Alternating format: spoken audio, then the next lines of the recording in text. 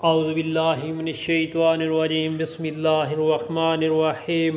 السلام علیکم پیارے بہن بھائیوں، رسول اللہ صلی اللہ علیہ وآلہ وسلم نے ارشاد پاک فرمایا، کیا میں تم کو ایسی چیز نہ بتاؤں جس سے اللہ تعالیٰ گناہوں کو مٹا دیتا ہے اور درجات کو بلند کرتا ہے؟ لوگوں نے عرض کیا، ہے اللہ کے رسول ضرور بتائیے۔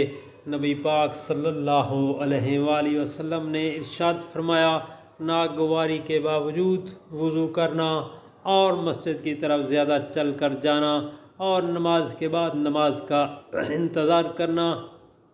دوستو، نماز کی بڑی فضیلت ہے۔ نبی پاک صلی اللہ علیہ وسلم نے ارشاد فرمایا کہ اگر نماز کے بعد دوسری نماز کا انتظار کریں گے تو آپ کے گناہ مٹ جائیں گے اور درجات بلند ہو جائیں گے۔